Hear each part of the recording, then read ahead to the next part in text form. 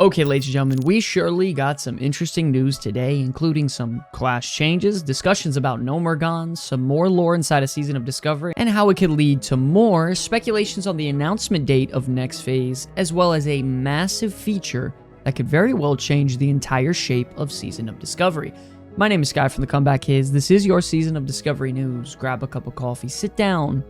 We got a lot to discuss today. And speaking of something that could change futures, today's sponsor. Alright, are you having one of those typical days at work where you just start to feel run down, where your normal pick-me-up cup of coffee just isn't quite cutting it? I think it's obvious you need an RPG game with incredible story, killer online PvP, amazing graphics, sound design that all fits in the palm of your hand. There's a reason why Raid Shadow Legends is still, many years later, one of the most popular games on the planet. If you want to give it a try, use my link in the description below or scan the QR code on screen now to download Raid and receive benefits. I mean, I could sit here all day and brag about the 800 heroes you could play as, the strategy needed to kill bosses, all different PvP and PvE events. But that's all you've heard before. Now, I'm not gonna lie, like any game with microtransactions though, when you put some money into it, you progress faster. But it's absolutely not necessary with Raid, because they give you plenty of free rewards along the way to keep you going. There are plenty of players at endgame who got there just strictly playing the game. Raid is even celebrating their 5th anniversary, and there are so many giveaways happening right now. Use my link in the description or scan the QR code on screen now to receive bonuses worth up to $100 that include an epic champion, Tyrell. And when reaching level 25, you get some more amazing rewards for free. And I'll be seeing you all in the land of Tyria. Okay, so right now in Season of Discovery, we're in that awkward stage where we're dead smack in the middle of Phase 2 and the release of Phase 3, which has me thinking news for Phase 3 has to be coming very soon. Already, users actually put this into perfect perspective based on Phase 1 over on Reddit. I mean, we got Phase 2's date announcement 39 days into Phase 1, and they expected that we could receive the Phase 3 release date sometime the next week. Now, with Season of Discovery Phase 2 right now officially being out for a total of 35 days as of today, if this said trend continues, we could be receiving news during next week's reset on the 18th or 19th of so, which can be very good in building up hype and life for Season of Discovery's next phase. Of course, I don't think the game is dying or anything like that, because no matter where I go, I swear all the time, there's countless amount of players around me. It's just always important to be in the present moment and understand where your game stands at the moment. And right now, this is the slowest time Season of Discovery is going to be until we're dead smack in the middle of Phase 3, and then we're in the same exact situation for Phase 4. Additionally, I do think that Phase 1 dragged on just a couple weeks too long due to like the holidays and the end of the year issues that pretty much everybody has. So I would expect Phase 2 to be even a bit shorter than Phase 1 in terms of total duration. Nevertheless though, this is nothing but good news, which means that big updates from the developers could very well be coming next week, which pretty much all of us are dying to get our hands on. Additionally, Season of Discovery just received some hotfixes on March 12th with some absolutely huge class changes. Well, actually not really. Starting things off with the worst DPS spec in the entire game being the ranged marksmanship hunter, their steady shot rune actually got buffed from 60% increasing to 75%. And that's about it. Now, of course, we all know marksmanship has been performing really bad this phase, and it's starting to become kind of a meme at this point. I mean, of course, the developers are aware of this situation because week in and week out, they just keep on making changes to the class, whether it be, you know, buffs to explosive shot, buffs to lone wolf, buffs to chimera shot, and now even steady shot. It means they have their eye on this class spec and they're trying to slowly bring it into balance with some of the other classes. My only problem is they are taking a really long time to sort of make this thing happen. I can see from the logs from this week, Hunter's maximum damage they're dealing in terms of marksmanship is roughly about 400 DPS from the best players in the world.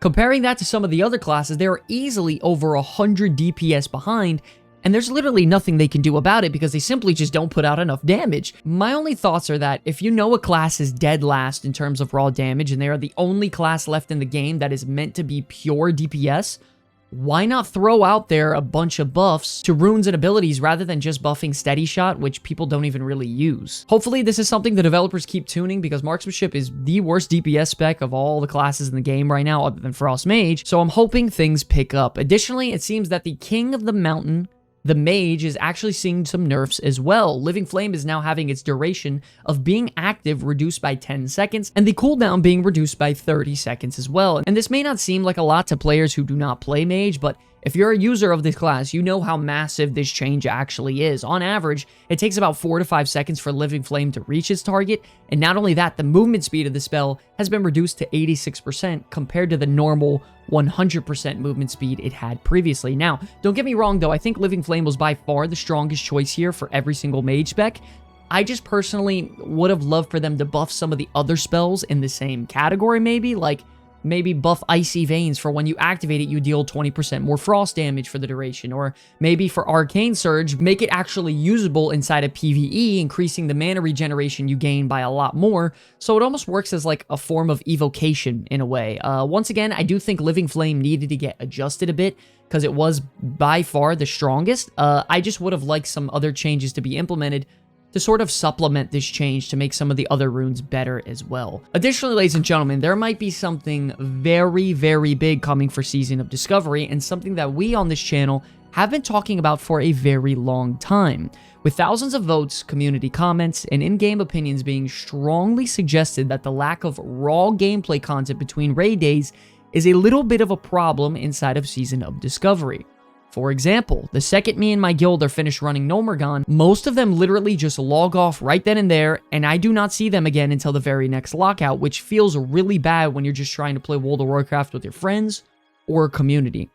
A very interesting post over on Reddit showed a survey that went out to a player that states the following, and listen up because it's actually very important. It states that, please rate how important each of the following features is to you in World of Warcraft Season of Discovery: Titan Rune or Heroic plus Dungeons. Now, to quickly break down a couple things, Titan Runes were implemented inside of Wrath of the Lich King Classic, which pretty much equates out to like a mythic type of dungeon, which then has their affixes added to it, depending on the type of dungeon that you enter. For example, if you're fighting Nerubians, you have a chance to get webbed, or if you're in an Utgard Keep, you have a chance of getting an ice trail on you that damages nearby allies and slows them, some things like that. All those little things that add to the, the gameplay flavor to a dungeon experience, those are embedded inside of those Titan Rune dungeons. Additionally, they also stated Heroic plus Dungeons, which I'm not really sure if it's a typo or maybe something different that I haven't seen before. I'm not really sure. Now, you have to understand, though, how big these surveys are, because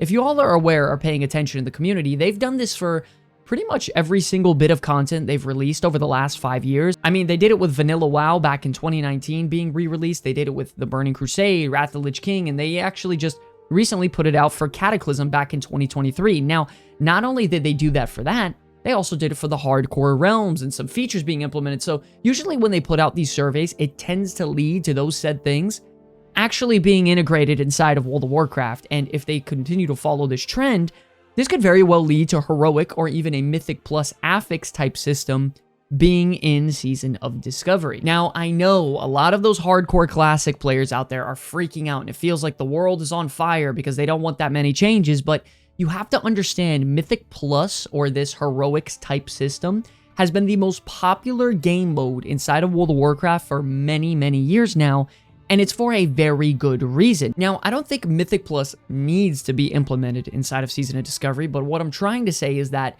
if I can live in a world where Season of Discovery has replayable dungeon content that's challenging, it's fun, that brings you great rewards and allows you to play with a 5-man group of your friends that is really easy to get into, I'm gonna be honest here, ladies and gentlemen, that's a world I would absolutely love to be in. It would also be amazing if they can somehow tie it to some lore with Xal'atath's void corruption, starting to spread across Azeroth. Maybe they can even do something where a set of 5 random dungeons, no matter the level every week, gets corrupted, so it's not the same ones over and over again. For example, what if Xal'atath corrupts Dead Mines or Wailing Caverns, and when you go in there, you have the opportunity to get loot from those dungeons that could scale up to your level, and you could be using, those really cool items like Smite's Hammer or the Defias gear set at level 50. I mean, all these dungeons inside of classic World of Warcraft are so nostalgic and feel so much fun to run. It would be amazing if they reuse this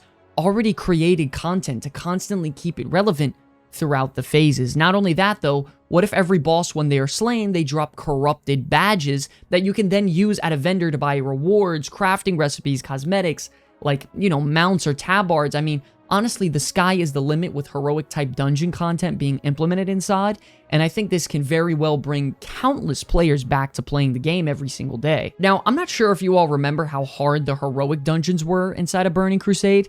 I don't care how geared up you were, going inside a heroic blood furnace as a group of 5, it was actually just terrifying. I mean, the mobs in there would straight up just one-shot a tank if they didn't have the defensives activated and, you know, locked and loaded and ready. And it felt like every class you would bring in there had their own role and, you know, gimmick to bring. You know, you could bring a rogue to sap and constantly stun lock enemies that you're trying to focus down.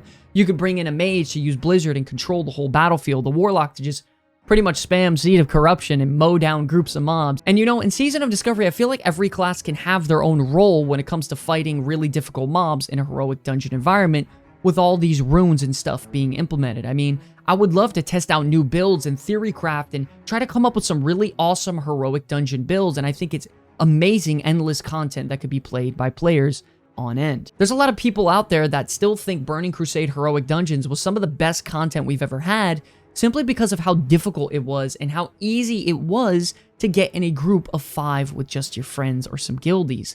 Not only that though, we already know dual spec is supposed to be coming either next phase or, you know, maybe even at level 60, so giving you the flexibility as a player to change your talents on the fly as well as your runes can really give you the flexibility to play any role type you'd like and make it really easy to get into groups if you don't have friends or guildmates to play with. I mean, ladies and gentlemen, we're talking about potentially lore-based content with Xalatat's corruption that gives us a convenient and linear way to get gear with a small team of 5 in content that's challenging, creative, innovative, and fun. I mean, I couldn't be happier with something like this coming to Season of Discovery, and I think this is very, very good news. The only question is, when is it actually going to be implemented? Is it going to be implemented at level 50, 60? I don't know. Please let me know what you all think about it in the comment section below, because the developers need to see it, and I'm sure they're very interested in viewing your all's opinion down in the description below, so please leave a comment in the description. Additionally, inside of Phase 2, it seems that we got a little bit more lore that honestly went over my head. Now, as a Shaman player, I didn't get to experience this myself, but that Night Elf that you have to slay to acquire one of your runes blatantly wants Kalimdor to be saved for the Kaldorei. Now, when the Night Elves first joined the Alliance, it was after many, many years of reluctance and being apart from other races and things like that. I mean, they didn't trust anybody. They just wanted to live forever with the World Tree and be left alone. They didn't want anything to do with anybody. After they finally joined forces to form the Alliance, not all the Night Elves accepted the decision to ally with other races. Inside of Season of Discovery, they actually add on to this by showing the rebellion led by Ilari Duskfeather trying to keep Kalimdor for the Kaldorei. The quest chain starts with finding a campsite in Desolace where you find Alliance members slain brutally, to where you just pretty much assume that Horde members are up to it and, you know, you don't really think too much of it. But then through more investigation, you actually learn that it was this Night Elf named Ilari, where she believes that humans and dwarves are just as destructive as any Horde race out there, which, by the way, isn't exactly wrong in believing something like that. She also even states something along the lines of predicting that forming an alliance with the other races will eventually lead to the burning of Teldrassil, which actually ended up happening inside of Retail World of Warcraft, which honestly is quite bone-chilling if you think about it. Eventually, you get on that rowboat and go over to her hideout and confront her. And then she goes on and states things such as the dwarves plunder the earth for everything they can see, the humans' appetite for expansion and growth is never-ending, and that orcs are monsters and corrupted with bloodlust, all just talking a bunch of garbage about every single race out there. You then attempt to slay her, and after the battle's over, she actually vanishes and escapes, but then leaves behind her key for you then to access a brand new rune, which could actually then mean that the Night Elf Renegade could very well be still alive somewhere out in Azeroth. Now, nevertheless, though, I love these little lore bits inside of Season of Discovery that they add, and I'm really hoping in the future they continue to add things like this, because it adds so much depth to the season, and that's really, really enjoyable after you ponder on it for a moment. I especially love the connection between retail and classic WoW as well that they did with the burning of Teldrassil. I thought that was interesting to see also. And just like that, ladies and gentlemen, it seems that we're at our community section part of the video where we take your opinions and comments from below in our comment section, shout them out, and discuss them. So if you have something to say about Season of Discovery so far in Phase 2, or potentially the future in Phase 3, let the developers hear about it in the comments section below. Starting off, we have Joe Duck stating simply, they should have 2 raids per phase. Now, we do know that it was data mined that Sunken Temple is getting changed to a 10-man raid, But additionally, Blizzard recently announced that in the next phase, we will have a 20-player raid as well. Now, I don't want to go ahead and assume too much, but if I had to bet, I would think that they're going to do something like this for the level 50 phase. And if they somehow add heroic dungeons as well as the other raids being implemented, I don't know about you all, but that is a lot of content inside a Season of Discovery. I mean, you would have the 10-man raid with Sunken Temple, a 20-player raid maybe with Maradon, and then endless replayability content with heroic dungeons and the PvP event. I mean, that's something definitely to think about when it comes to content in the future phases of Season of Discovery, and I'd be really, really hyped if that happened. Next up, we have Falcoraton stating, as a protection warrior tank, it's kind of upsetting to see my 5 stacks of Sunder armor, Demoralizing Shout, and Thunderclap be canceled out by the instant cast Homunculi as far as utility to a raid. And yeah, I'm gonna be honest, man, Homunculi is one of the strongest runes out there when it comes to raiding environment. I mean, the debuffs are so strong, and it's just a simple one cast and forgettability. That's kind of why we've been bringing up the point of, you know, class exclusivity coming to Season of Discovery more, hopefully sometime in the future, because previously you would always need a warrior to bring Sunder armor, and now that you have this on your priest healers, it kind of doesn't feel good, and it's kind of messed up for warriors, I'm not gonna lie. We brought up the point last video of, you know, bringing something out like Mystic Touch from retail or Chaos Brand from retail that brings 5% increased damage to physical or magic effects to a boss fight, you know, depending on the class that you are. I feel like adding something like this to warrior or rogue would be very, very good, because it's simple, ladies and gentlemen. If the warrior or rogue deals very bad damage,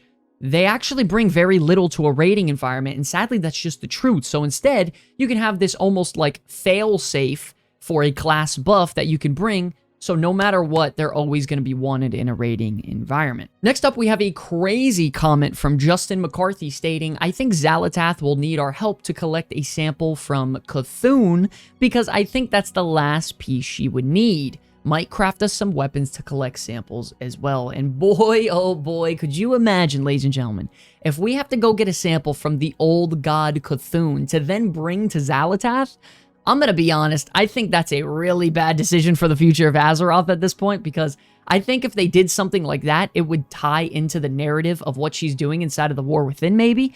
I think it'd be really, really interesting to see some breadcrumb trail, you know, follow to retail World of Warcraft. I think it's really, really interesting to see. Once again, I just want to emphasize, I love the idea of them doing these little breadcrumbs for Season of Discovery into retail World of Warcraft. I just find it so fascinating, because I've never seen it done before inside of a video game where you release, you know, a temporary seasonal realm that then affects retail. It's amazing. I absolutely love it. And for our final comment, ladies and gentlemen, we do have quite an unfortunate one from Garrett Rush stating that his best friend he met through World of Warcraft and played with his entire life sadly passed away this week. He also states he realized he never loved all the World of Warcraft. He just simply loved playing his time with him. Don't forget, ladies and gentlemen, if you're out there listening to this, video games are an incredible way to bring people together that you absolutely never knew you can make friends with. Life is a very, very weird and precious thing, and I swear I wake up every single day truly so grateful that I'm able to make content and entertain some of you all to get you out of that weird day in, day out life, man. If you all want to make some friends and just game together, man, please click the link in the description below to join our Discord. I promise you will not regret it. Don't forget, ladies and gentlemen, leave a comment below for me to respond to it live here on these news videos to have a little bit discussion point. Talk about it, man. I would really love to see your opinions on some of the topics in these videos below. I want to thank you all so much for watching this video. It is an absolute pleasure to be making content for you all. Until my very end, my name is Sky from the Comeback Kids. I will see you all in the next one. Peace.